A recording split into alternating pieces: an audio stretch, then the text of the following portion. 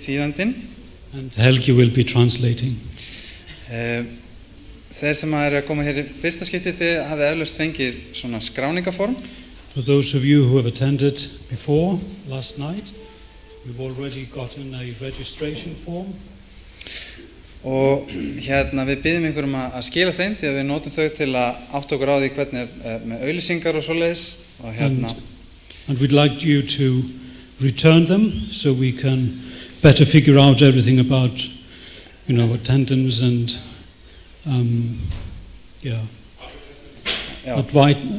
ads, advertisement. En það eins og ég sagði ykkur frá síðasta kvöldi að á hverju kvöldi þá eru gefnar bókagjafir. And as we mentioned last night, every evening we're going to hand out gifts, books. Og þessar bækur eru ætlar til þess að hvetja til á lesturritningunar. And these books, they're intended to urge you to read the Bible. Og við ætlum að gera það einnig í kvöld. And we'll do that tonight as well. Ég minni á ef að einhverjum vantar biblíu þá getur hann rétt upp hönd og þá kemur einhver með biblíu til ykkar. And just as a reminder, if any one of you needs a Bible, you can just raise your hand and we can lend you a Bible for the evening. Yeah. There are a few hands. Það eru nokkrar hendur. Endilega haldið hendunum uppi þá til að þau koma. Keep your hands raised. There will be Bibles arriving.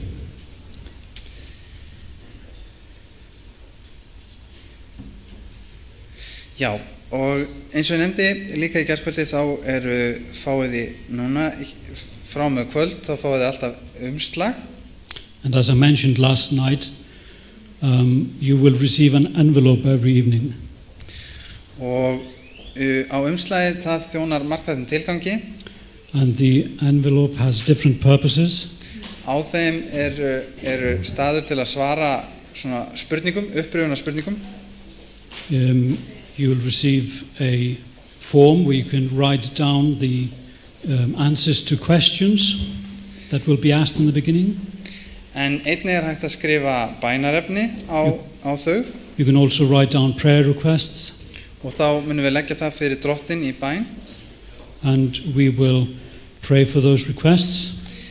En síðan og svo einnig hægt að hafa sem sagt ef þeir eru með spurningar varðandi fyrirlestran sjálfa. And also if you have any questions regarding the lectures themselves. Og í fjórða lagið eins og ég nefndi að þá ef það alltaf iðulega kemur spurningin hvort það sé hægt að aðstoða einhvern hátt. And fourthly, there will always be some questions regarding whether people can help in any way. Og ef það liggur þér á hjarta þá má endilega setja frjálsframlög í umslagið. And if that's something that you want to do, you are free to give some donations in the envelope and return it. En þá skulum við byrja á upprifjunarspurningunum. Let's start with the questions. Og þær eru úr efni gærkvöldsins. And they are from last night's lecture. En fyrsta spurningin staðhæfingin ég mun lesa 5 staðhæfingar og svo þið merkið við hvort það eru sannar eða ósannar. Now I'm going to read out some 5 statements and you will mark. And they're either true or false, and you're just going to write down whether they are true or false. So þið setið S fyrir satt eða O fyrir ósatt. Well, you write T for true and F for false. Sikur stafinu fyrir tungumálinu, það alltaf lengt. So the different letters for different languages. En fyrsta fullyrðingin þessi. Spádómar voru gefnir svo við getum trúað. The first statement is the following: prophecies given so you can believe. Þá merkið þið S eða O. So you write down T or F. Fullyrðing nummer 2. Biblían full af spádómum. Second statement: the Bible is filled with prophecies.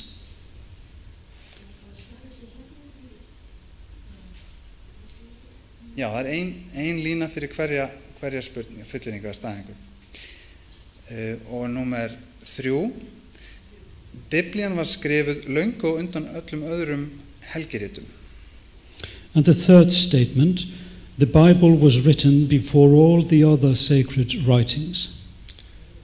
Númer 4, Kristur þungamiðja Biblíunar. Fourthly, Christ is the center of the Bible.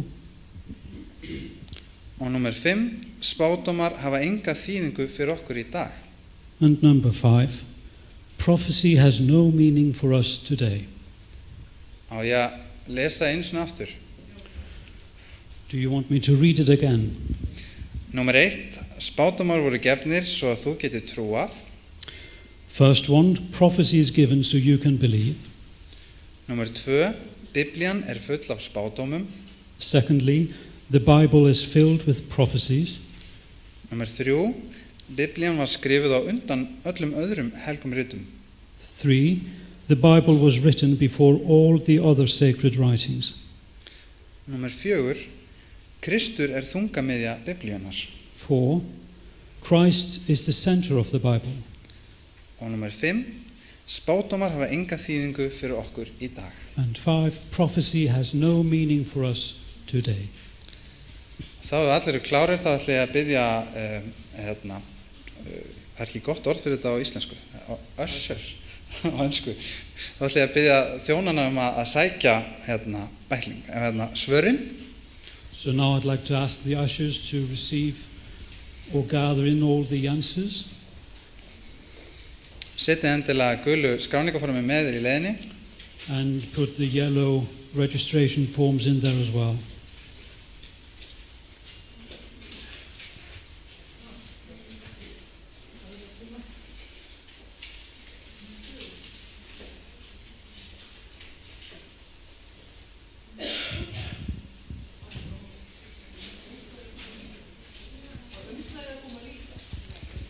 Já, það alltaf leið ef það fer ekki með, það alltaf leið.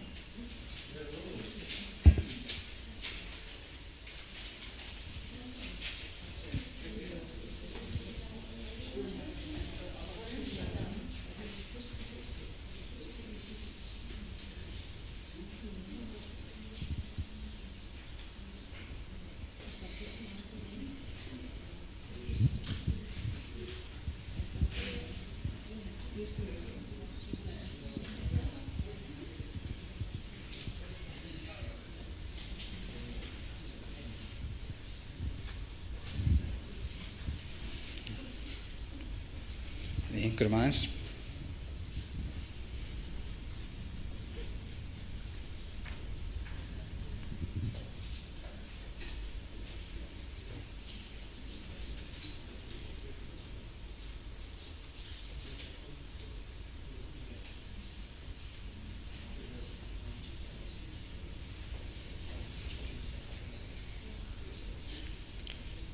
Einhver sem eiga eftir að skila sínu blaði eða rétt upp hönd og nei, sýnist það sé allt að koma. Has everyone returned their forms?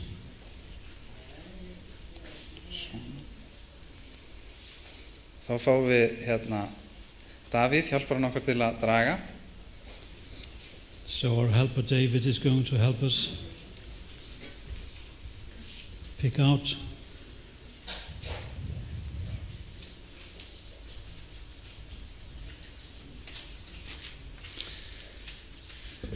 Og svörin þau satt, satt, satt, satt og ósatt. And all the answers are right. Except the last, which is not true.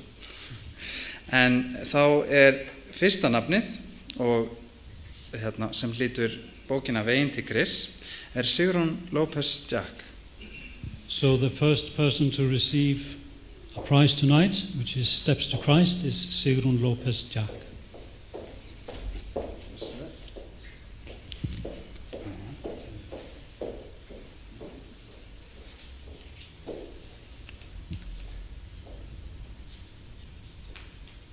Þessu vel lokað.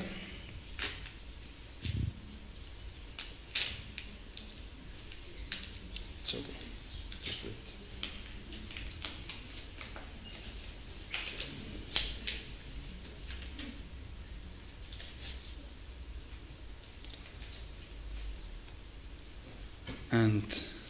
Já, og þessi er líka með öll rétt svör. And this one has all the right answers as well. Og það er Björgvin Ibsen Helgason. And that's Björgvin Ibsen Helgason.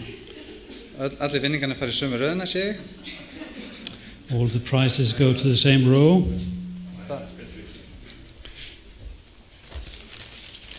Koma ábendingum að hræra betur og við gerum það þá. Ég þarf bara að spritta mig eftir. All right, the last one.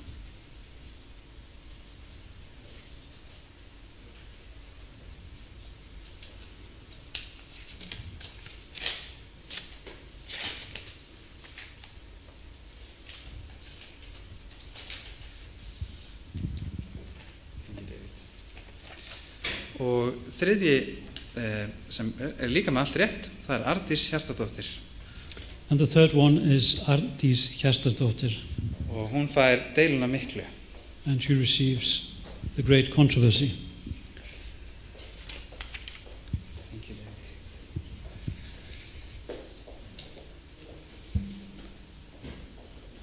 Já. Ég ætla bara að kynna aftur ræðumanninn, ef það bæst, ég sé að það er nokkur nýja andlit. En ræðumanninn er Louis Torres. So I'd like to introduce the speaker again, because there are some new faces here that weren't attending last night. So he is Louis Torres. Og Louis Torres er alþjóðlegur ræðumaður, rithöfundur, kennari, listamaður. And he's an international speaker, an author, educator, recording artist. Og hefur verið rannsakað og kennt ritningarna síðastliðin 45 ár. And he has been a student and teacher of the Bible for the last 45 years. Áður en hann var kristinn, varði hann 8 árum í skemmtanabransanum. Prior to his becoming a Christian, he spent 8 years in show business. Og þar kom hann fram með rock og roll hljómsveitum eins og The Vampires, auk velþekktu hljómsveitarinnar Bill Haley and the Comets. Performing with such rock and roll groups as the Vampires and the well-known Bill Haley and the Comets. Hann mun gefa okkur sérstaka innsýn inn í spádóma Biblíunnar. You will appreciate his insights into the prophecy, Bible prophecy. Og það er mikill heiður fyrir okkur að hafa hann hér á landi og til að deila með okkur orði Guðs. And it is our privilege to have him here with us, to share with us the word of God. En þá ætlum við að syngja þemasálminn. So now we're going to sing the theme song.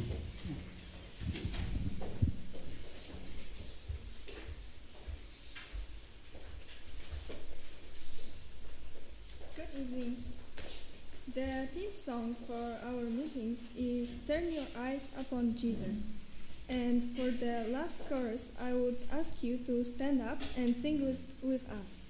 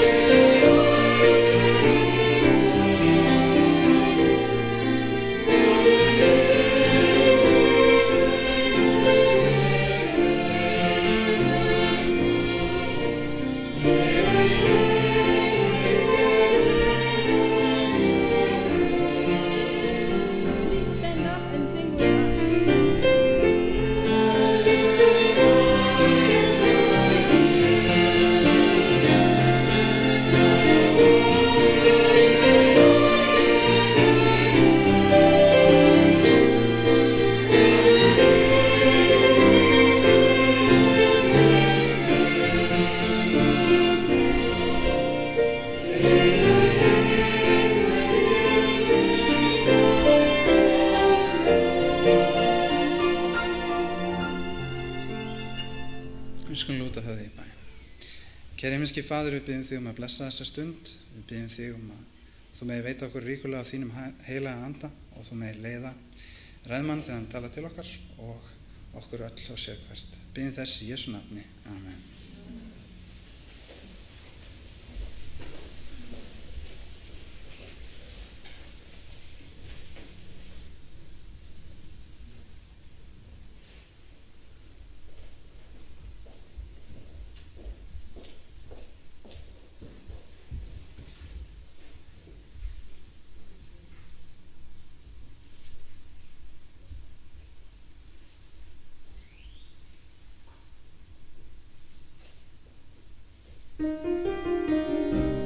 Kryjesz w swoich dłoniach świat, delikatnie jak łuk, swoją ręką chronisz go. Chociaż jest pełen kłamstw i ludzkich wad, jak dziecko tulisz go. Słyszysz cichy płacz, kiedy inni się śmieją, i ukoisz ból, gdy inni ranią tak. Ty uzdrawiasz swą miłością, leczysz nas.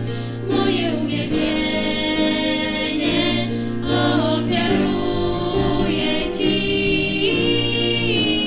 Tyle mogę Tobie dać. Tylko Ty masz siłę, by z grzechu wyrwać mnie. W Tobie moje życie jest. Na pustyni duszy straciłem Twój ślad. Tak mocno palił mnie mój grzech. Napoiłeś duszę mą, nakarmiłeś chlebem swym. Teraz nie ja żyję, lecz żyjesz we mnie Ty. Ty usłyszysz cichy płacz, kiedy inni się śmieją. Ty ukoisz ból, gdy inni ranią tak. Ty uzdrawiasz swą miłością, leczysz nas. Moje uwielbienie ofiaruję Ci. Tyle mogę Tobie dać. Tylko Ty masz siłę, by z grzechu wyrwać mnie. W Tobie moje życie jest. Ty uniosłeś moje grzechy na swych świętych ramionach. Założyłeś na siebie mój wstyd, dałeś wolność mi, dałeś wolność mi. Moje uwielbienie ofiaruję Ci. Tyle mogę Tobie dać. Tylko Ty masz siłę, by z grzechu wyrwać mnie. W Tobie moje życie jest.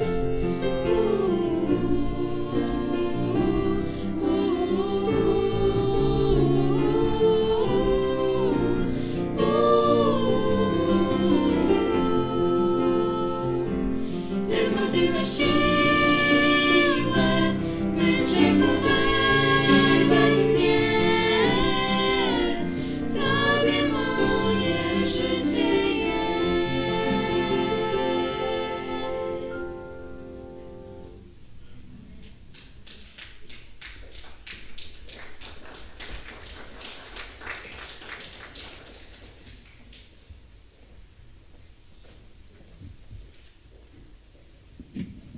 Thank you so much. Kærar þakkir fyrir þetta. Can you hear me? Can you understand me? Heyrið vel í mér, skiljiði hvað ég segi. Yes? Good, because I can't hear myself. Gott, ég heyri ekkert svo mikið í sjálfum mér. By the way, the young ladies were singing in Polish. Vel á minnst, stúlkurnar þær sungu á pólsku. You figured that out, right? Þið voru vantilega búin að átta ykkur á því.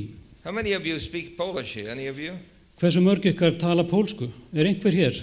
Anybody understand Polish? Einhver sem skilur pólsku? So you can understand some Polish. Hér Good. einhver sem skilur eitthvað. We're so glad that you're here, Það gleður okkur að þið séu hér. and we're ready to study tonight. Og við erum tilbúin til þess að læra saman hér í kvöld. There was a couple up in the state of Washington. Það var par í Washington ríki. He was going to do his last day for his retirement. Og hann var að fara að vinna síðasta vinnudaginn áður en hann færi á eftirlaun. And he and his wife decided to buy what we call a motor home, which is like a large RV.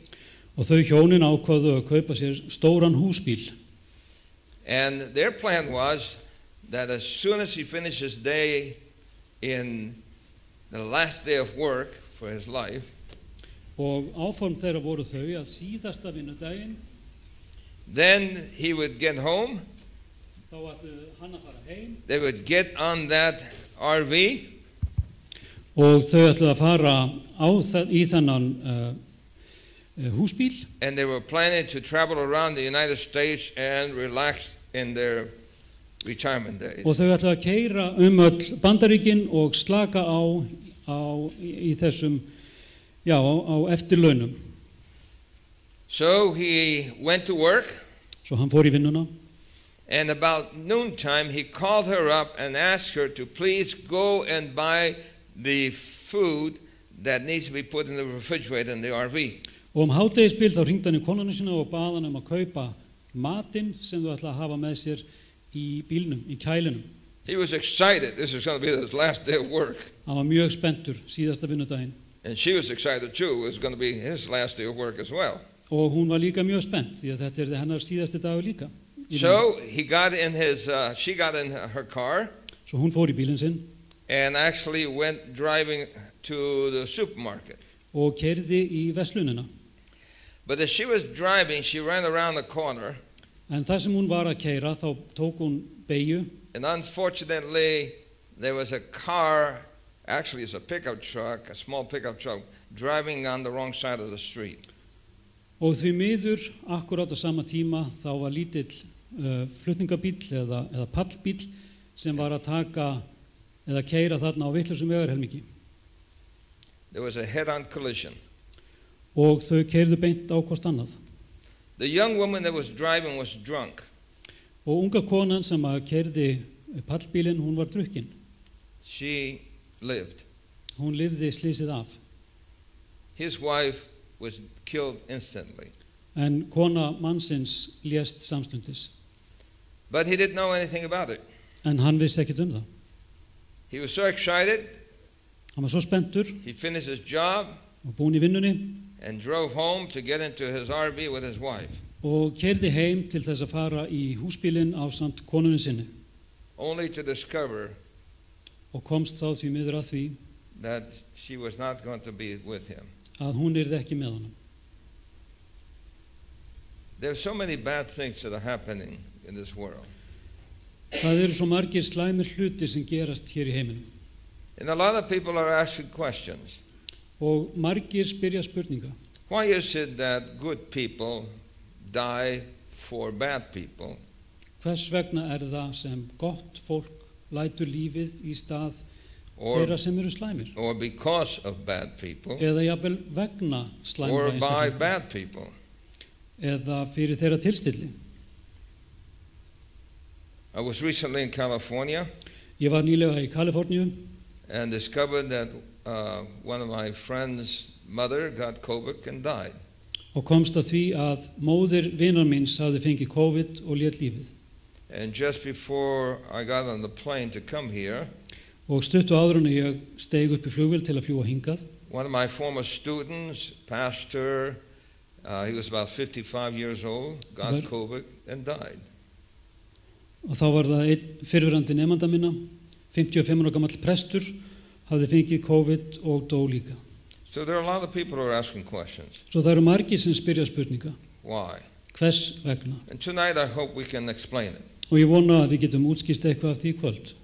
Most of the time when bad things happen, Oftast þegar slæmir hlutir eiga sér stað, especially when storms, tornadoes, earthquakes do their destruction, sérstaklega þegar að stormar geisa eða hvirfilbyljir eða jarðskjálftar eyðileggja. in America they call that an act of God. Í Bandaríkjunum þá tilhneigingin svo að kalla þetta verk Guðs. I don't know what the Icelandic insurance companies do, Ég veit ekki hvað íslensk tryggingafélög kalla þetta, but it's a good cover-up for not willing to pay. en þetta ágætis ástæða til þess að neita að greiða út tryggingar. Who do they blame? Hverjum kenna þeir God. Guði. And when terrible things happen, who do the people blame? Og þegar slæmir hlutir gerast, hverjum kennt God. Guði. Let's pray together as we study the Bible. Við skulum biðja saman áður en við rannsökum ritninguna. Our Father in heaven, Faðir vor, we know that there's a lot of pain, a lot of suffering, a lot of crying.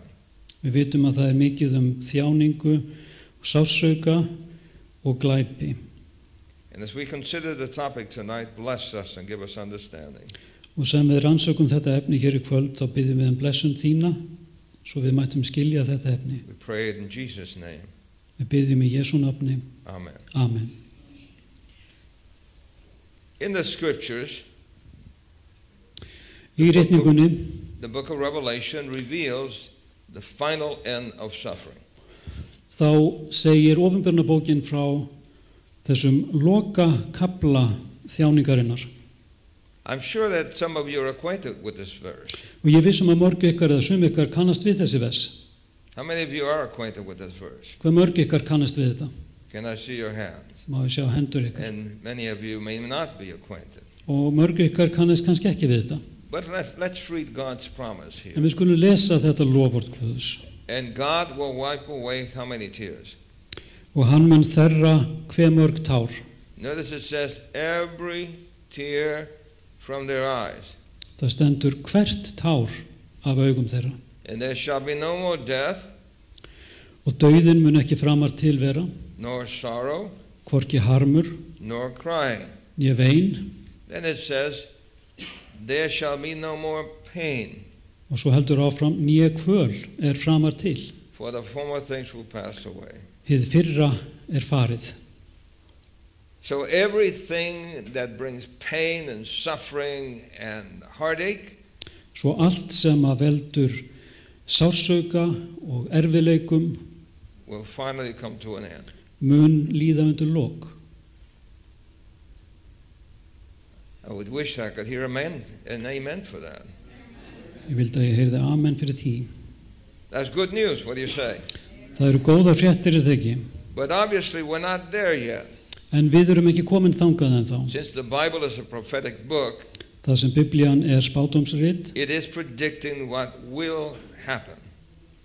þá hún að segja fyrir það sem mun gerast. So you can put it in your heart Svo þið getið geymt þetta í hjarta ykkar, that they will come.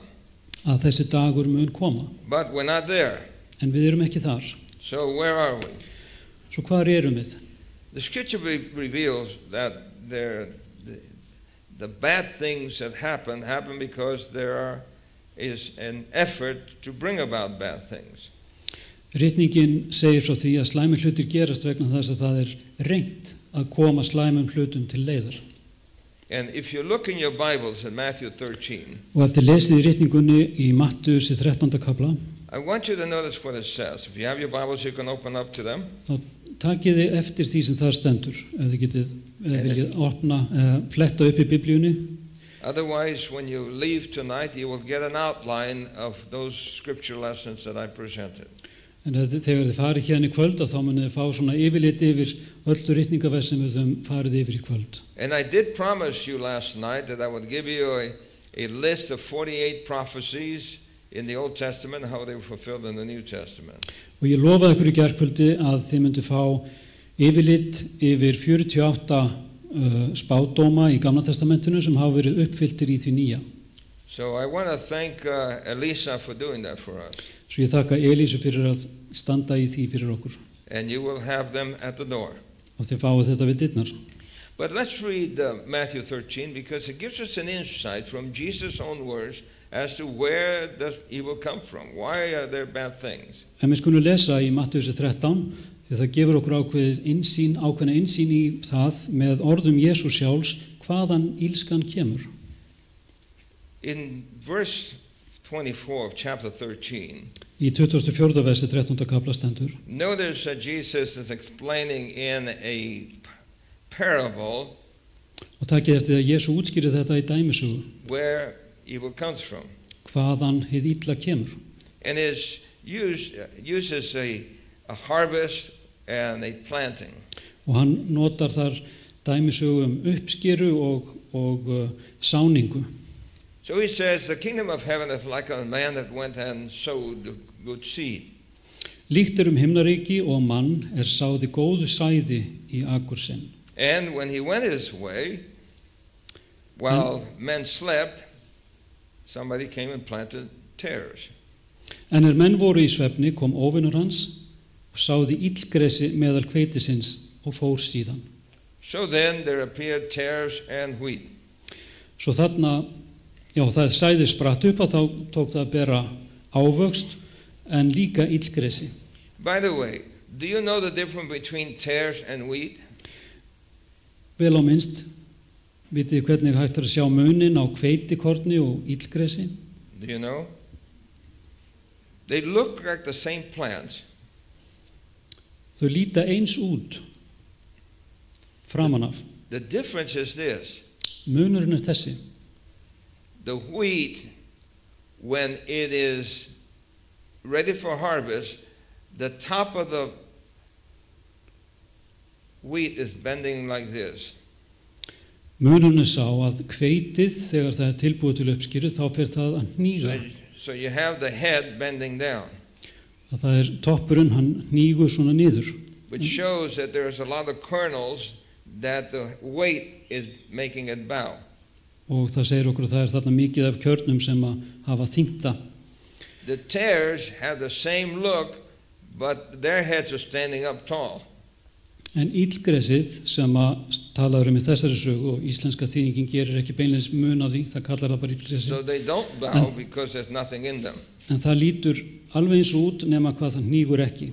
So the scripture says then that they grow up together. Og hérna stendur að það muni vaksa upp saman. And the servants come and ask him the question.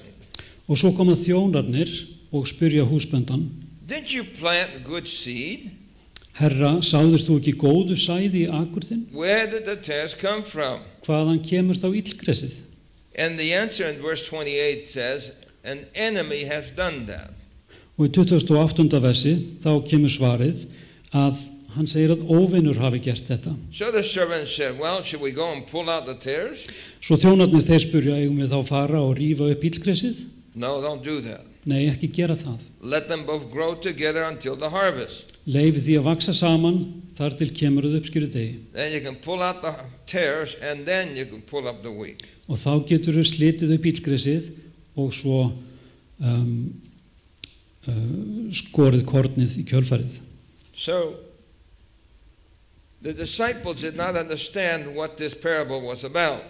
Og lærisveinarnir þeir skildu ekki hvað þessi dæmisaga fjallaði. So they asked him the question. Svo þeir spurðu spurningarinnar. What does this mean? Hvað þýðir þetta? And so if you have your Bibles, look at verse 37. Og ef þið eru með biblíuna að opna þarna, lesið þá vers 37.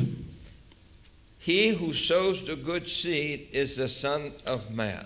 Og það stendur, sáir góða sæðinu mannssonurinn. Who is the Son of Man? Hver mannssonurinn? Why is Jesus? Það Jesú. So the scripture says then that he's the one that sowed the good seed. Svo ritningin segir að það hann sem sáir góða sæðinu. Then the next verse says the field is the world. En næsta vers það segir að það akurinn að hann heimurinn. The good seed of the children of the kingdom. Góða sæðið merkir börn ríkisins, but the tares are the children of the wicked one. en illgresið börn hins vonda. And then it says, Og svo segir, the enemy that sowed them is the devil. óvinurinn sem sáði því djöfullinn. So according to this parable, Svo samkvæmt þessari dæmisögu, did Jesus make bad people? þá spyr maður sig, var það Jesús sem að bjó til slæmt fólk? Did God plant bad people on this earth? Var það Guð sem plantaði eða sáði slæmu fólki á jörðinni? Yes or no? Já eða nei? No. Nei. But it says the devil is the one that planted them. En það stendur hér að það djöfullinn sem gerði það. So there's the Lord, and then there's the devil. Svo það drottinn annars vegar og djöfullinn hins vegar. So we know then from this that the devil is a real person then. Svo við lesum af þessu að djöfullinn raunverulega persóna. And so the samkvæmt þessu. Bible reveals that we are not fighting with flesh and blood, but against principalities. Og ritningin segir að baráttan sem við eigum í ekki við menn af hold og blóði, heldur við tignirnar og völdin.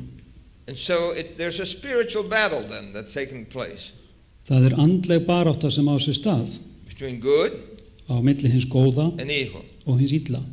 Now, when you think about the devil, Og ef við hugsum djöfullinn, the book of Job reveals from behind the scenes why is it that people suffer.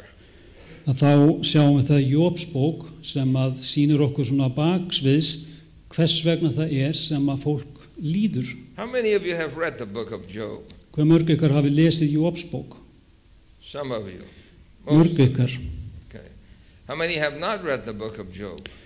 Hve margir hafa ekki lesið hann enn? All right, well, I'm going to give you homework. Þú ferð heimaverkefni. You need to go home and read the book of Job. Þú ferð heim og lest Jóbsbók. So there's the book of Job. Now it introduces in the book of Job Satan, the name Satan. Og Jóbsbók hún kynnir til sögunar nafnið Satan, þennan Satan. Now I have to confess to you that before I became a believer, I was an unbeliever. Og ég verði játa fyrir ykkur að áður en að ég var trúaður, þá var ég vantrúa. But I think I was taught more about the devil than I was taught more about God. Og ég held að mér hafi verið kennt meira djöfulinn heldur en Guð. Because I remember as a little boy, Og ég minnist þess sem lítill drengur, when I used to go on Wednesday to catechism in the Catholic Church, þegar ég fór í fræðslu hjá kaþólsku kirkjunni á miðvikudögum, I was not considered to be a good boy. þá var ég ekki álitinn góður drengur. And the nuns would tell me that if I didn't behave myself, that somebody was going to get me. Og nunnurnar sögðu mér ef ég hegðaði mér ekki vel, þá myndi hann ná mér. And who was that? Og hver var það? Well, it was the devil. Það var djöfullinn. My mother used to call it El Cuco. Og mamma, hún kallaði hann El Cuco.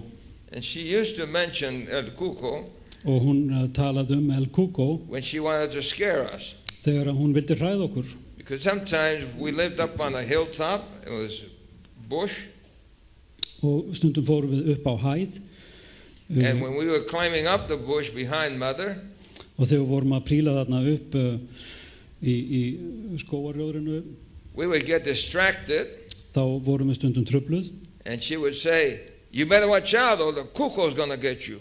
Þá hrópaði mamma að þið skulið gæti ykkar því að annars nær kúkó ykkur. I don't know what you call the cuckoo here in Iceland, Ég veit ekki hvað þið kallið kúkó hérna á Íslandi, but I'm sure the Icelandic people have some kind of cuckoo to scare their kids as well. en það líklegt að það sé einhver hefð hér til að hræða börn líka. Is that true? We don't really What do you call them? scare children. Huh? What's that? We don't really scare children. I know you have them, because I know you have things called elves, and you have things called trolls, and I know for a fact I did a little research. Já, hann heldur því fram að við séum að hræða börnin með álfum og tröllum og hann hefur gert einhverja rannsóknir á This is the þessu. picture that they gave us of the devil Hérna mynd af djöflunum in America, í Bandaríkjunum and look at this picture. Og sjáu þið þessa mynd. Where does that come from? Hvaðan kemur þetta? Do you know? Vitið þið það? Well, you have another piece of homework. Go home and look at this picture on the Google and see what it says about Iceland. Og þið skulle fara heim og reyna að googla þessa mynd og finna út í hvað hún segir Ísland. Yes, there are a lot of people in Iceland and all over the world that believe in something called the devil. Það eru margir á Íslandi út allan heim sem trúa á eitthvað sem að kallast djöfullinn. So I'm going to ask you a question. Svo ég ætla að spyrja ykkur spurningar. How many of you have heard of the devil? Hversu mörg ykkar hafið heyrt djöfullinn? You've heard of the devil. Hafið þið heyrt djöfullinn? Okay. The problem with me was that I didn't want to be a good boy. Vandamál mitt var að mér langaði bara ekki til að vera góður strákur. But I didn't want the devil to get me either. En mér langaði heldur ekki til að djöfsi næði mér. So when I was going to go to bed, Svo þegar ég fór í rúmið, I was thinking to outsmart the devil. þá ætlaði ég að snúa á hann. And I thought that underneath my bed was dark. Og undir rúminu mínu þar var dimmt. And they always told me that the devil was always in a dark place. Og mér var sagt að djöfullinn væri alltaf á dimmum og skuggalegum stöðum. So in order to make sure that the devil couldn't grab me by my legs and pull me under into that dark place, Svo til þess að ég væri viss að djöfullinn gæti ekki náð í mig og dreigi mig niður í þennan dimma stað, I would not walk to my bed. þá gekk ég ekki að rúminu mínu. I'd run and jump on my bed. Þá hljóp ég inn og stökk upp í það. And then I'd take the blanket and cover me. Og svo tók ég sængina og breiddi yfir mig. And the devil couldn't get me. Svo djöfullinn hann gat aldrei náð mér. Do you understand? Skiljiði mig? So how many of you were afraid of the devil when you were children? Any of you? Var eitthvað hrædd við djöfullinn þegar þið voru börn? Some of you were. Sum ykkar. What happened to the rest of you? Hvað með ykkur hinn? Well, here's the problem. Hér er vandamálið. There are people who don't believe there's a devil. Það fólk sem trúir því ekki að djöfullinn sé til. And there are people who do. Og það fólk sem gerir það. But these pictures are not what the Bible reveals about the devil. En þessar myndir, þær ekki að sýna okkur neitt það hvað Biblían segir djöfullinn. The Bible reveals a different picture of the devil. Biblían hún lýsir allt öðrum aðila. In fact, in the Bible he has different names. Og í Biblíunum þá hefur hann mörg ólík nöfn. And you can see the names: Lucifer, covered cherub, dragon, serpent, Beelzebub, etc. Og þar eru ýmis nöfn eins og Lucifer og verndarkerúb og dreki og slanga og Beelzebub og svo framvegis. So you can see there's a whole list of names Þetta sjáu concerning the líka devil. það er heill listi af nöfnum. Do you see that? Sjáu þetta? The reason why this is important, because in the Bible, Ástæða þess að þetta er mikilvægt svo að í Biblíunni names were given to suggest the character of the person. þá voru nöfn gefin til þess að gefa til kynna lundarfarið að lindisengun einstaklingsins. So, if he was a bad character, he had more than one name. Svo ef það var slæmur einstaklingur þá hafði hann margvísleg nöfn. Or sometimes if they were a bad character and they became a good character, then they had more names. Og stundum ef það var slæmur einstaklingur sem að varð góður þá hafði hann fleiri en eitt nafn. For example, Til dæmis, Jacob, his first name was Jacob, Jakob, hann hét það fyrst, which means deceiver. sem þýðir sá sem blekkir. But when Jacob came back home, he was converted. En þegar Jakob kom aftur heim þá hafði átt sér stað viðsnúningur hjá honum. And his name was changed from Jacob to Israel. Og nafnið breyttist úr Jakob í Ísrael. So from being a deceiver, he was transformed into a person that was true and noble and pure. Og frá því að vera sá sem blekkir hafði hann breyst til einstakling sem var hreinn og heiðarlegur og svo framvegis. But you see all these names that suggest that this character is a very evil person. En þið sjáu öllum þessum nöfnum að þessi einstaklingur hann virðist vera frekar slæmur. But the Bible does not portray him as something with two horns of a goat and a tail behind and painted red. En Biblían lýsir honum hvergi nokkur stað sem einstaklingi með horn og hala og klaufir og rauðleitur og svo framvegis. In fact, the name there that you see, Lucifer, means light bearer, one who carries light. En þið sjáuð að fyrsta nafnið Lucifer, það einhver sem að ljósberi. So where did it come from? Og hvaðan kemur hann? Again, The Bible says that Jesus saw Satan fall from heaven. Aftur það Biblían sem að lýsir því að Jesús, hann hafi séð Satan hrapa af himni. You see, he said, I beheld Satan as lightning fall from heaven. Og það stendur, ég sá Satan hrapa af himni sem eldingu. The sad thing is that this angel was called the son of the morning. Og Jesaja segir að þessi ljósberi hafi verið kallaður sonur A morgunrofans, light bearer, ljósberi, a covering cherub. verndarkerúb. He was one of two angels that actually stood in the very presence of God. Hann var einn tveggja engla sem að stóðu í návist Guðs. And the scripture says that because he was so beautiful, Og ritningin segir að vegna þess að hann var svo fallegur ásýndar, it went to his head and he wanted to take the place of God. að þá steigða honum til höfus og hann vildi taka yfir hlutverk og sæti Guðs. So the scripture says that I will ascend into heaven, I will exalt my throne above the stars of God.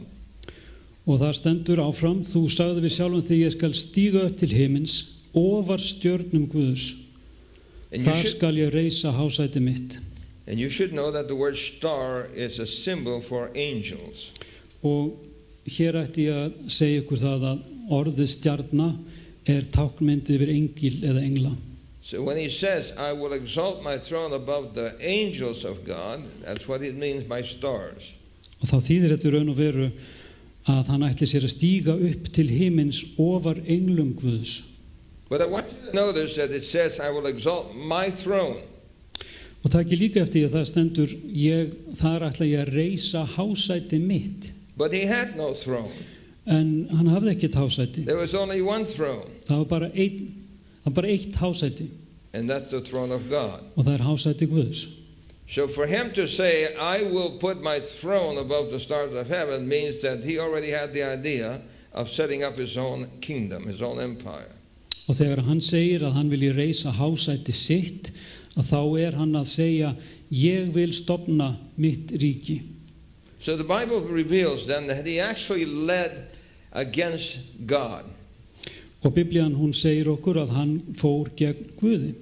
And that he wanted to be like the Most High. Og hann vildi vera líkur hinum hæsta. Now there's a problem. Og nú komið vandamál. Just like in the home, rétt eins og heima. There's a saying that says there should only be one queen bee in a hive. Og það stendur að það þekkt að það bara ein drottningar býfluga í býflugna búi. That true? Það rétt? And what does that say about your kitchen? How many queens should there be in the kitchen? Og hvað segir það eldhúsið ykkar? Hvað var margar drottningar í eldhúsinu? Ladies? Konur? How many queens should there be in the kitchen? Hvað var margar drottningar í eldhúsinu? Somebody's saying 2 queens. No, your husband's not a queen. He would have to be a king. Eiginmaðurinn ekki drottning, hann hlýtur að verða konungur.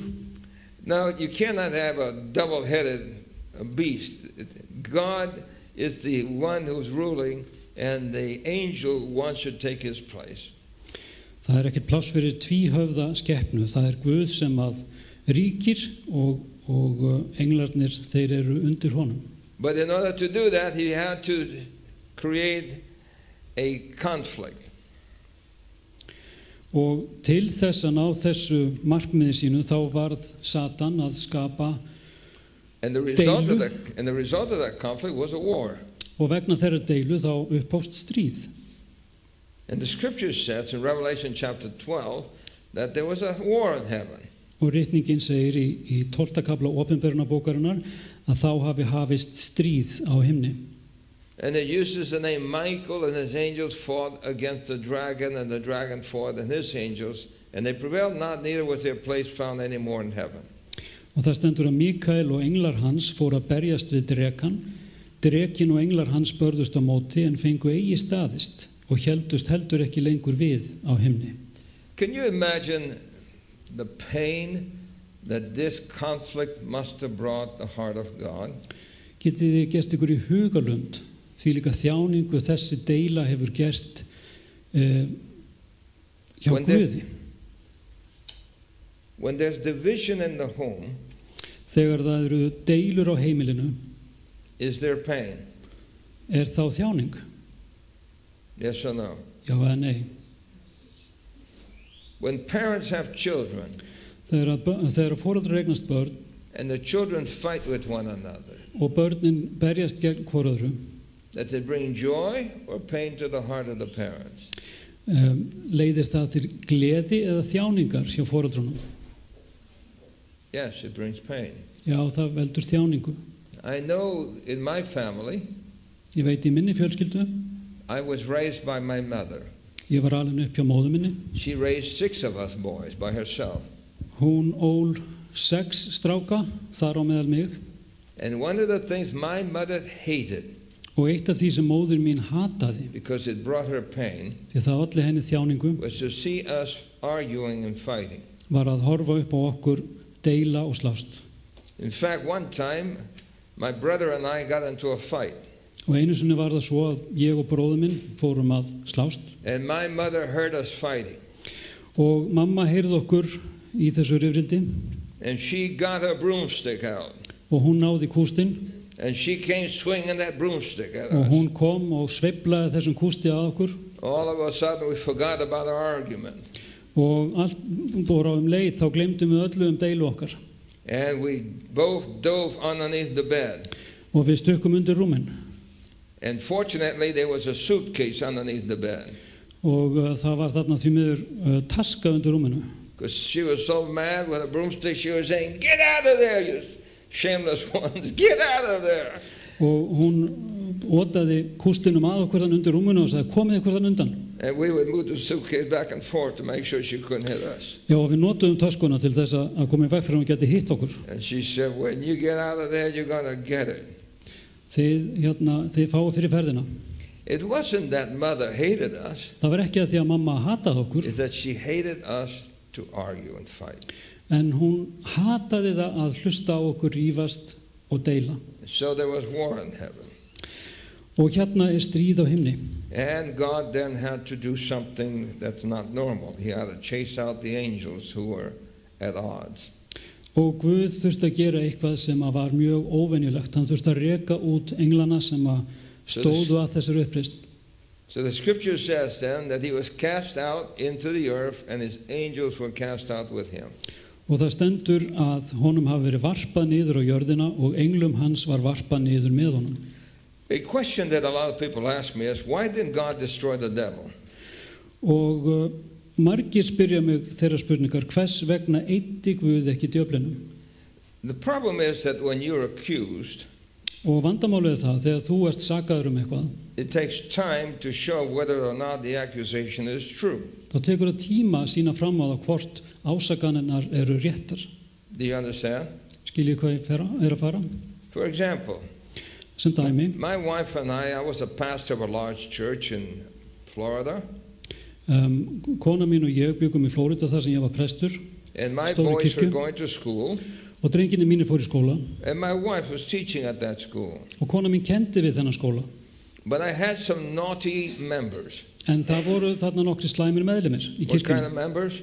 Hvers konar meðlimir? Naughty. Slæmir, óþekkir. Can members be naughty? Geta safnaða meðlimir verið óþekkir? Yes or no? Já eða nei? You're smiling. Þið brosið. And so these naughty members didn't like me. Og þessir óþekku meðlimir, þeim mislíkaði við mig. So one day my boy was playing with another boy in school, Og dag nokkur var einn strákur þarna að leika við son minn and the boy began to run, og drengurinn byrjaði að hlaupa, ran into the bathroom, hljóp inn á baðherbergið and my son ran right in after him. og sonur minn hljóp á eftir honum. But that boy opened up the stall door, and my boy ran right into the middle of that door. Og drengurinn hann opnaði þarna einar dyrnar og sonur minn hljóp beint á hurðarendan And he got a black eye. og hann fékk glóðarauga.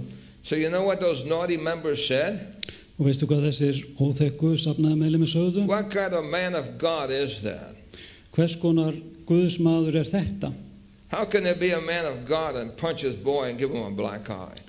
Hvernig stendur á því að maður Guðs kýli son sinn þannig að hann fái glóðrauga? Now, as far as the people were concerned, I was guilty. I gave my boy a black eye. Og samkvæmt þessu fólki þá var ég sekur. Ég hafði kýlt son minn og Well, gefið hann now glóðrauga. I have to prove myself, yes or no? Og nú þarf ég að sanna mig, er það So ekki? I went to the school, and the two boys then told the school what had happened. Og ég fór í skólan og þessi tveir drengir þeir sögðu frá því hvað hafði gerst. I thought it was finished. Og ég hélt að þar með væri þessu lokið. 2 years later, 2 árum síðar one of my deacons came to me, kom einn af safnaða þjónunum til mín and he said, Pastor Torres, og hann sagði við mig, Torres, prestur, I thought you were a good man. ég hélt að þú væri góður maður. Well, I said, well, what's the matter? Og ég sagði, nú hvað er að? How can you do something like that? Hvernig getur þú gert svona lagað? I said, what did I do? Og ég spurði, hvað gerði ég? How can you punch your boy and give him a black eye? Hvernig getur þú kýlt son þinn og gefið hann glóðrauga? So I said, and when did that happen? Og ég sagði, hvenær gerðist þetta? Well, they told me it was last week. Og þeir sögðu mér að þetta hefði gerst í síðustu viku. Oh, I said, Og ég sagði, nú? Brother Rufus, his name was Rufus. Og ég sagði, Rufus, I said, where is my boy? hvar er sonu minn? He said, well, your boy is in California. Og hann sagði, sonu þinn, hann er í Kaliforníu. And what's he doing over there? Og ég spurði, hvað er hann að gera þar? Oh, he's in the army. Og hann er í hernum. So I said, Brother Rufus, Og ég sagði, bróðir Rufus, think of that. ímyndaðu þér. My fist is so long that it can reach from Florida all the way to California and give my son a black eye. Og nefi minn er svo stór og langur og hann er allarleið frá Flórida til Kaliforníu og getur gefið hann glóðrauga þar. Brother Rufus said, those people. Og Rufus sagði, þetta fólk. But that's the problem. When you're charged with something or accused with something, sometimes it takes time to prove it or disprove it. Do you understand? Og þannig er það þegar við sittum undir ásökunum að stundum þurfum við að tíma til þess að geta afsannað eða sannað. So when Satan brought accusations against God, Svo þegar Satan kom með þessar ásakanir á hendur Guði, they were loyal angels þetta voru and disloyal trúfastir angels. englar og aðrir sem voru það ekki. God had to give time to prove the truth of one or the other. Og Guð þurfti tíma til þess að sanna. And also Hvort God is a var God rétt. of love. Og þar að auki er Guð kærleika. God doesn't destroy people just because they do bad things. Guð eyðir ekki fólki bara því að gera slæma hluti. Is that true? Er það rétt? Well, you're sitting here, aren't you? Nú þið sitið hérna, það ekki? How many of you have done bad things? Hvað mörg ykkur hafi gert einhverja slæma hluti? Any of you? Einhverjir? But you're sitting here. En þú situr hérna samt. So where's the lightning? Svo hvar er eldingin? It hasn't come down yet, has it? Hún er ekki ennþá komin í hausinn á okkur So þá. God is a God of mercy. Svo Guð, hann er Guð náðar. God of what? Mercy. Náðar. And he's a God of love. Og hann er Guð kærleika. And the scripture says that he has no delight in the punishment of the wicked. Og Biblían segir að Guð hefur enga ánægju af því að refsa hinum vondu. So now there's a contest. Who's right? Svo hér eru deilur og metingur og hver hefur rétt fyrir sér? Satan or Satan eða Guð? the scripture says then he was perfect in all his ways Og Biblían heldur áfram hérna og segir að hann hafi verið flekklaus till iniquity was found in him. þar til misgjörð fannst hjá honum. God did not make a devil. Og Guð gerði hann ekki þannig, The devil made himself. djöfullinn gerði það sjálfur. But now there's this accusation. En hér eru komnar þessar The ásakanir peace of heaven has been broken. og það er búið að kollvarpa þeim friði sem ríkt á Heartaches himni. have come. Og það er þjáning sem er komin í staðinn, Separation, aðskilnaður, hatred. hatur. And God has to deal with that patiently. Og Guð þarf að takast á við þetta af þolinmæði. But God went ahead and made a new earth. En Guð, hann hafði ætlað sér að skapa nýja jörð. The scripture says that he made the earth Hann segir að hann hafi skapað and made it jörðina perfect. og hann hafi gert hana fullkomna. This then became the testing ground for the battle between good and evil. Og hún varð eins konar Did you know svona, já, prófsteinn á þessa deilu milli góðs og íls. Now you may say, why did God send him down here? Why didn't he send him to Pluto or some other place? Og fór spyr af hverju var Guð að senda hann hingað, af hverju senda hann ekki bara til Plútó eða eitthvað annað? It's because God made the earth for inhabitants, not Pluto or Mars. Að vegna þess að Guð skapaði jörðina til þess að vera byggileg og byggð en ekki Plútó eða Mars. And the devil then chose to come down here Og and djöfullinn, see if he could set up his throne on the earth.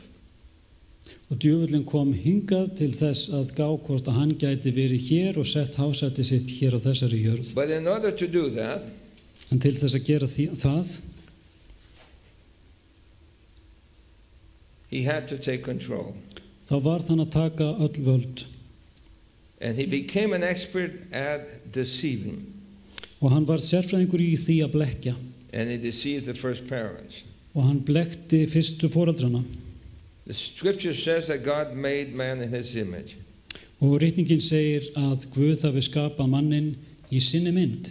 And I don't know if you understand this or not, Ég veit ekki hvort að þið skiljið þetta, but God made the human beings to take the place of the vacancy that was created by the angels who fell. en Guð skapaði mannkyni til þess að fylla upp í það tómarum sem að skapaðist þegar að fallnir englar hurfu af himnum. And the reason why the devil wants to take control Og ástæða þess að djöfullinn vill ná öllum völdum is to make sure that you don't take his place. til þess að koma í veg fyrir að þú getur tekið hans stöðu.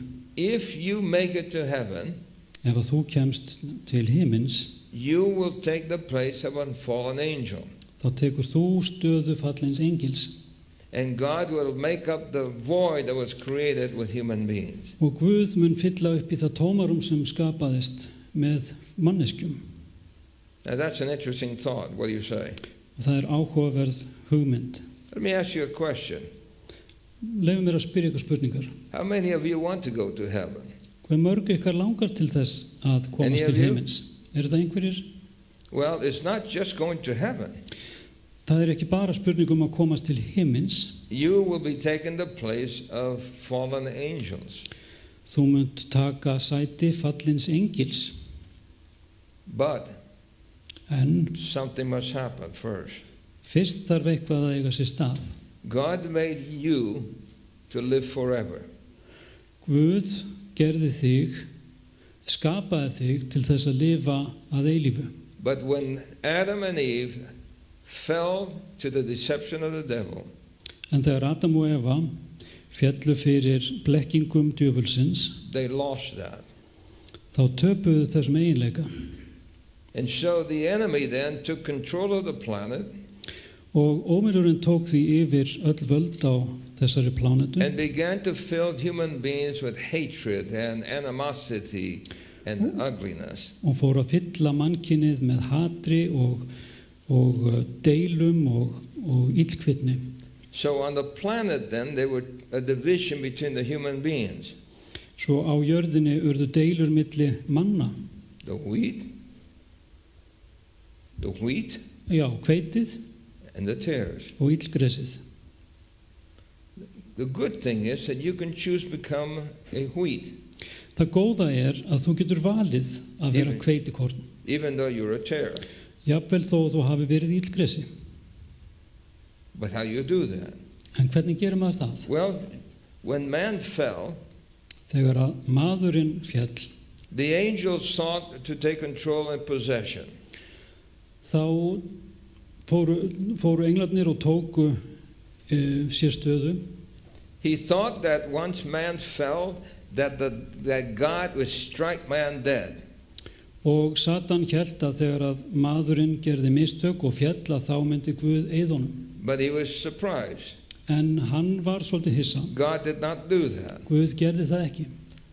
Even though Eve fell Og jafnvel þó Eva and hafi influenced her fallið husband, og hafi átt áhrif á mannin sinn and there was a separation, og það átti sér stað aðskilnaður, God still wanted man to live with him.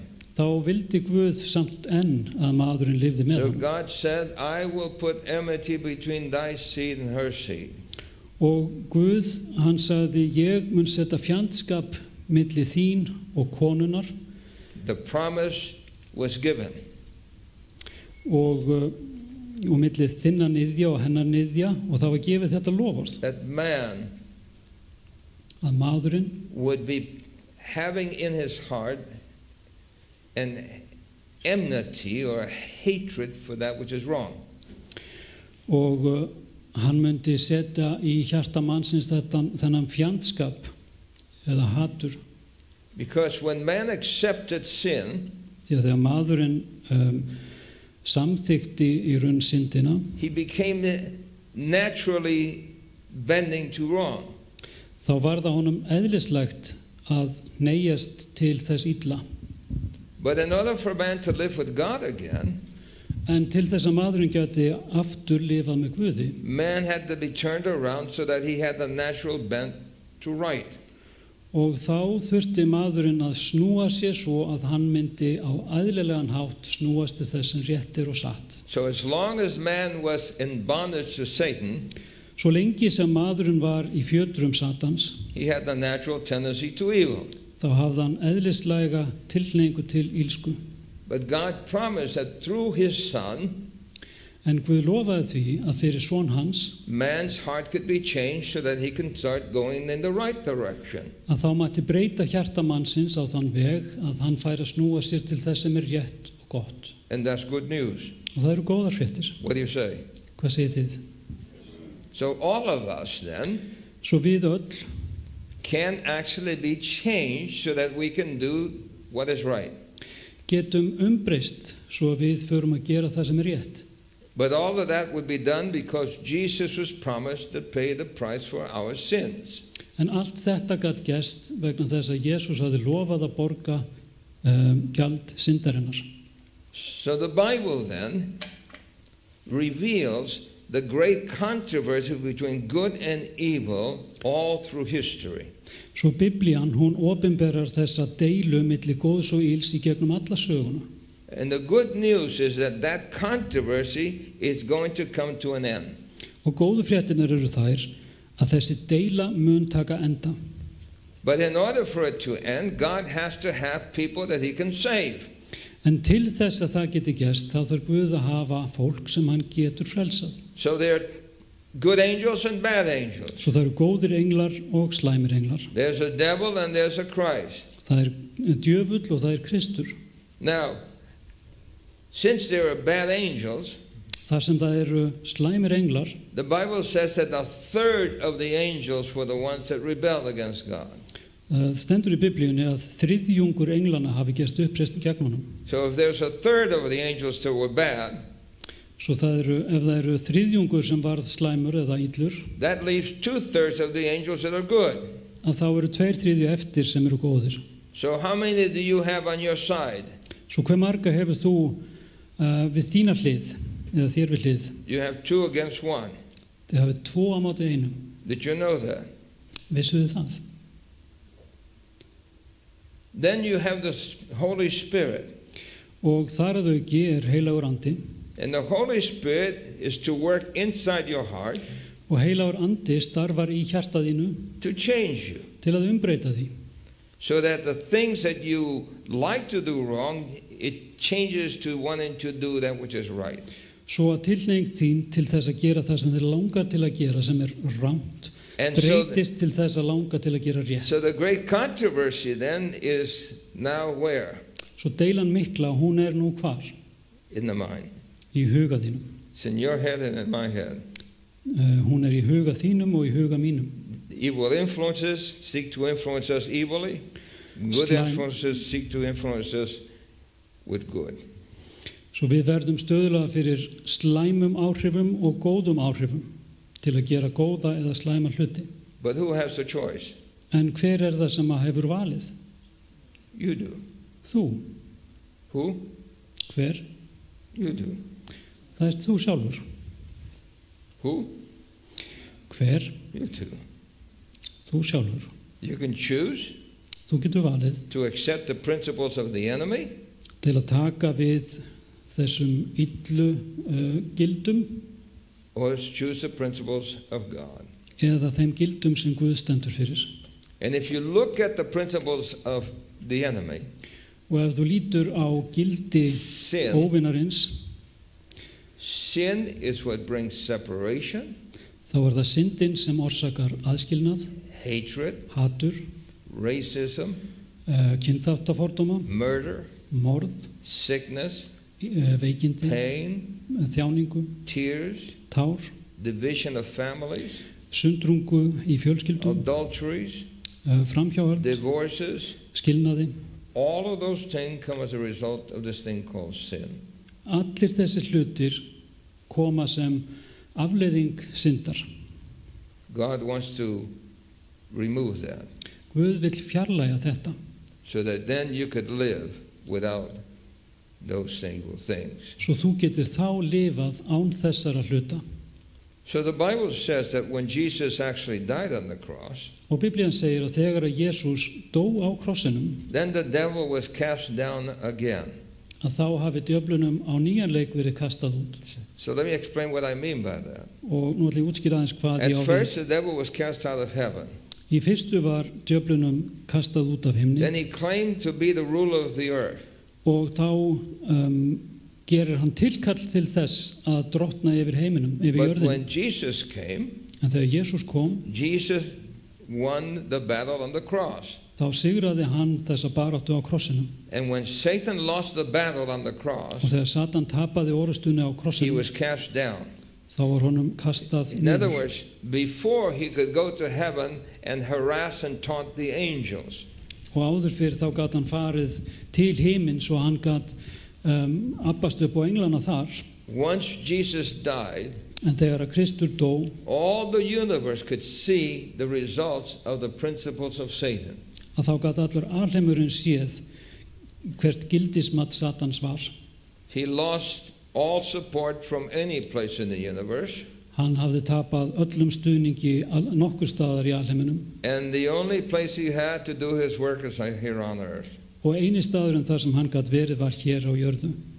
And so there is not a day that passes when he doesn't, with his angels, try to tempt and destroy. Og það líður ekki sá dagur þar sem hann með englum sínum reynir ekki að freista eða eyðileggja. Every death, Hvert einasta andlát, every sickness, öll veikindi, every pain all þjáning, does not come from God. hún kemur ekki frá Guði, It comes from Satan. það kemur frá Satan. But he does things in a way that it makes it appear like God is the one that does it. En hann gerir það með þeim hætti að það lítur út fyrir að það sé Guð sem stendur á bakvið þetta allt. So when there's pain Svo þegar að þjáning er til staðar and people don't know any better, og fólk veit ekki betur, oh, why did you do that, God? þá spyr það hvers vegna gerður þetta Guð? But the Bible reveals that that is not God. En Biblían opinberar að það er ekki Guð sem er þar að verki. It is the devil. Það er djöfullinn. And the scripture reveals that he is intensifying his efforts in these last days. Og Biblían segir að hann auki tilraunir sínar á síðustu tímum. You will see more earthquakes, Það verði fleiri jarðskjálftar, more storms, meiri vindar og stormar, more fires, meiri skógareldar, more plagues. meiri plágur eða Things fleiri. are they're intensifying. Hlutirnir magnast. Why? Hvers vegna? Because the great controversy is coming to an end. Vegna þess að þessi mikla deila, hún er að ná hápunkti sínum og lokum.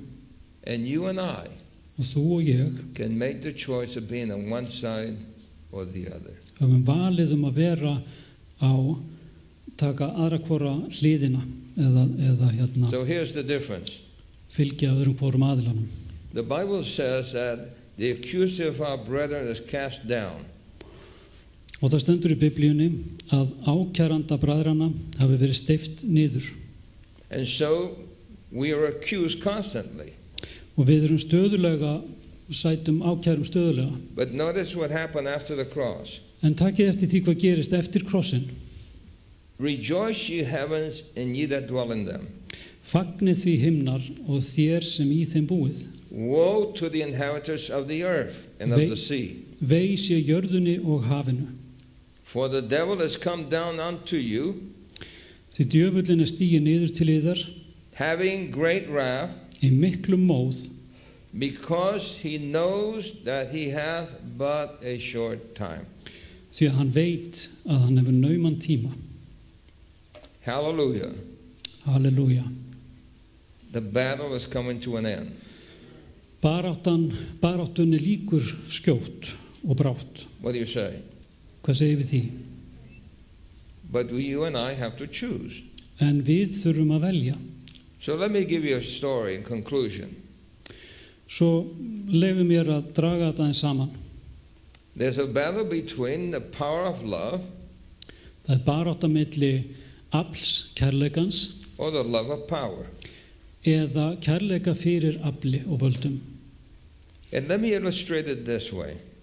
Og leyfum mér að útskýra þetta með þessum hætti. I was in the big city of Baltimore, Maryland, Ég var eitt sinn í stórborginni Baltimore í Maryland and I was following up requests for Bible studies that were sent in by mail.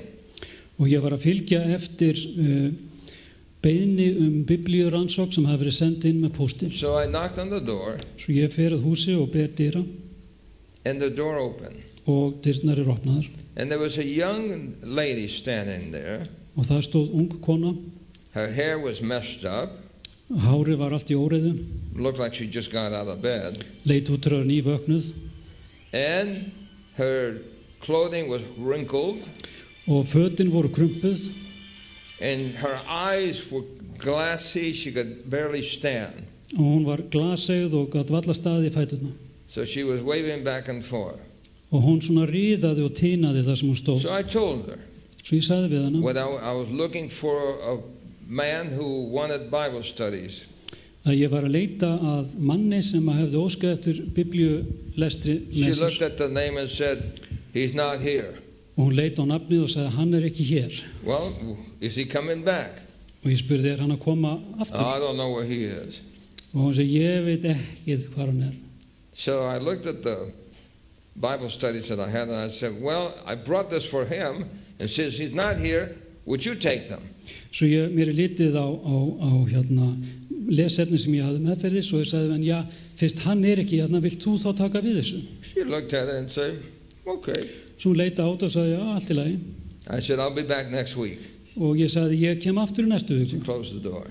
Og svo lokaði hún hurðinni. When I came back the following week, Þegar ég kom aftur viku eftir, she opened the door þá opnaði hún dyrnar and asked me to come in. og baði mig að koma inn. Again, she looked like she had just gotten out of bed. Og aftur leit hún út eins og hún var bara stíin upp á rúminu. And she had a little boy Og þar var með henni lítill drengur whose diaper was hanging low. og bleian á honum var svona heldur síin. Her dishes were way up on a pile with mold growing on them. Og diskarnir í eldhúsinu þeir höfðu hrúast upp og það var farið að mygla í þeim. I could hardly breathe in the house. Ég átti erfitt með hann á andanum innan dyra. She asked me to sit down, Og hún baði mig að fá mig sæti, but I didn't want to sit down en mig langaði ekki til að setjast niður. because I wasn't sure where the little boy had already sat and left his floods around. Því að ég var ekki alveg viss hvort að litli drengurinn hefði setið þarna og skilið jafnvel eitthvað eftir. You understand what I'm saying? Þið viti hvað ég á við. So I opened up the lesson to her so she could look at it and instruct her how to do it. Svo ég opna þarna námsefnið sem að ég hafði meðferðis og sýninni hvernig hún ætti að bera sig að. I prayed with her Ég bað með henni and I left. og svo fór ég. I promised I'd come back the next week. Og ég lofa að ég skildi koma aftur í næstu viku. I came back the next week in the same situation. Og ég kom aftur viku síðar og það var alveg sama saga. It was so hard to breathe inside there. Það var svo erfitt að vera þarna og bara ná andanum. And the little boys dropping were all over the floor. Og litli drengurinn hafði gengið örna sinna á gólfinu. Do you understand what I'm saying? Þið sjáu þetta fyrir ykkur.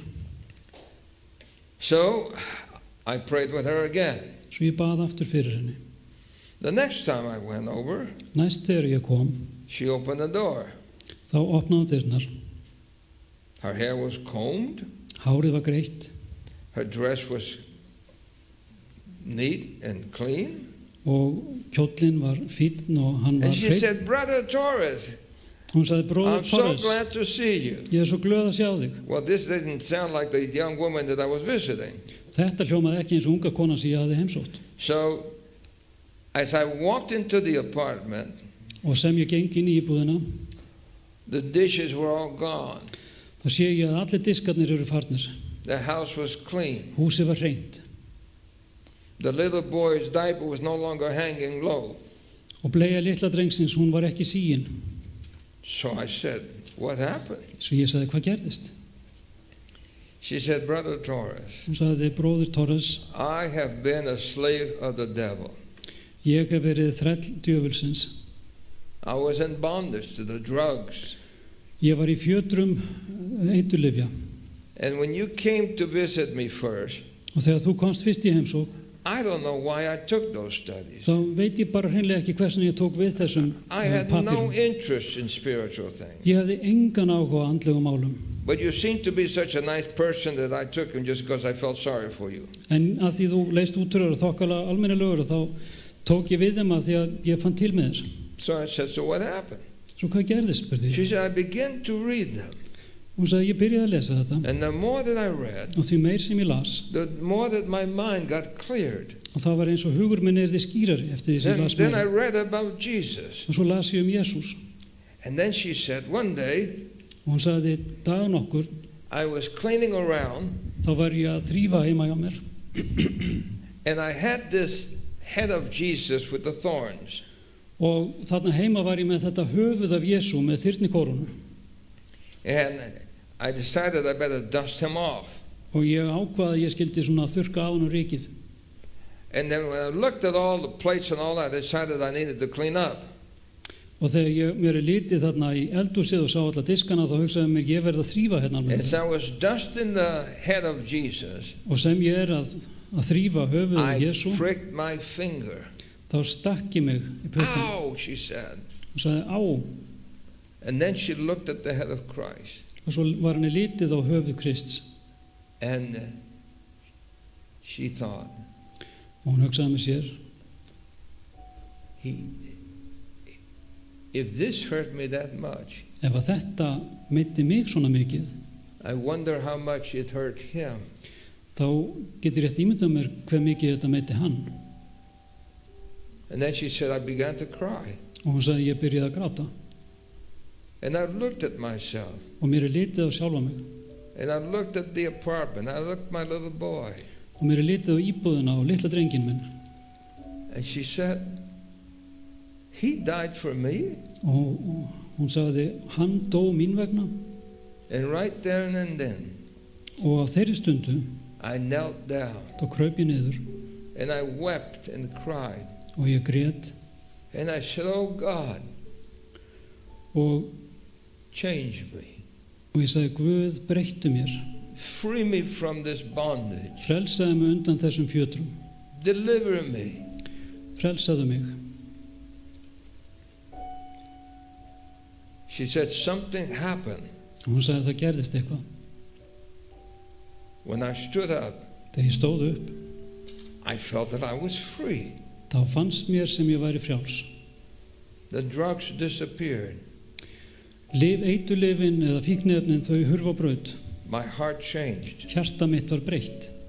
And I decided Og ég ákvað to follow Jesus. að fylgja Jesú. What a miracle, what do you say? Þvílíkt kraftaverk. Hvað finnst ykkur? You see, friends, Sjáu til, vinir. Jesus came to deliver us. Jesús kom til þess að frelsa. Satan has come to make you a slave. Satan kom til þess að gera ykkur að That's why the okkur að scripture þræla. says, Rómarbréfið No, you're 7. kapli segir, vitið þið ekki that to whom you yield yourself servants to obey, að ef þið gerist ánauðug því einhvers, his servants you are to whom you obey. eru þið nauðbeygð að hlýða honum. whether of sin unto death annarkvort hlýðið syndinni sem leiðir til dauða or obedience unto righteousness. eða Guði sem leiðir til lífs í réttlæti. So there's a choice, Svo það val, isn't there? það ekki? Yes? Yes. Já. What is that choice? Hvert þetta val? Life Líf or death? eða dauði? Sin Synd or righteousness? eða réttlæti? But in Christ, En í Kristi, you can be overcomers. þá getið þið sigrað. Through Jesus, Til Jesú, you can have a place in heaven já, fyrir Jesú getið where you þið can dwell with God forever. átt stað á himnum þar sem þið getið dvalið með Guði alla eilífð. Would you like to live forever? Myndur vilja lifa að eilífu? Yes or no? Já eða nei? How many of you would like to live forever? Can I see your hands? Hve mörg ykkar myndur vilja lifa að eilífu? Má I ég sjá think hendur? all of us do. Ég held við öll. And through Christ, Og fyrir Krist who has gained the victory, sem hefur sigrað, it is all possible. þá allt hægt. Jesus has won the victory, Jesús hefur sigrað and all of us og við öll can be free. getum verið frjáls. And I say amen. Amen við því.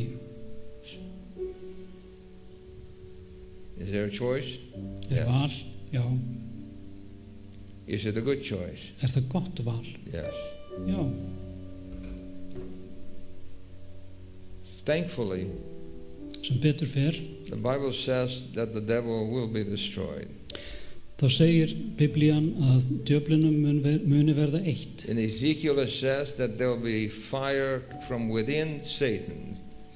Og í Esekiel 28 stendur að það verði eldur And it'll turn them to ashes. sem að byrji innra með Satan sem muni leiða eða sem muni breyta honum í ösku. And then the promise that we read to begin with in Revelation will become the reality. Og loforðið sem ég las í upphafi mun verða að raunveruleika.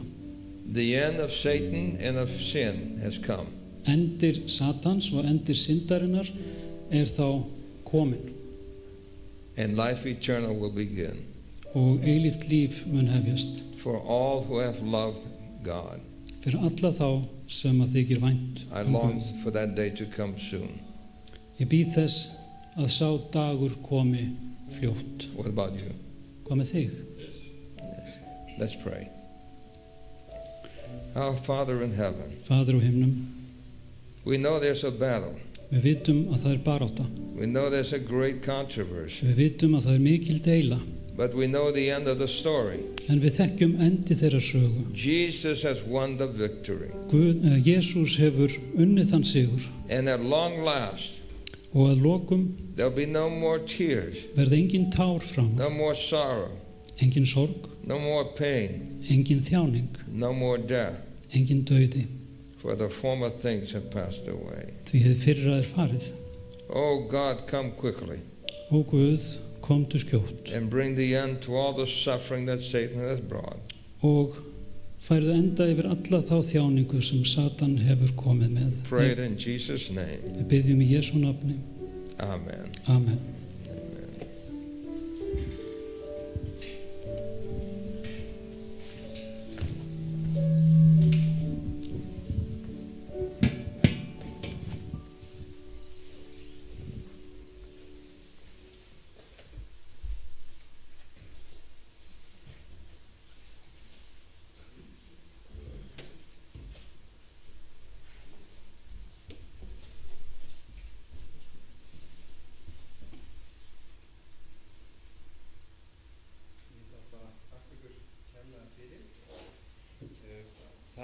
Næsti fyrirlestur verður annað kvöld og hann klukkan 19:30 aftur og efni fyrirlesturins á morgun verður hjálp af himnum ofan. Fyrirlesturinn meðal annars geiminn og ótrúlega staðreyndir hann sem að finna má í Gamla testamentinu. Takk fyrir að koma í kvöld og sjáumst á morgun.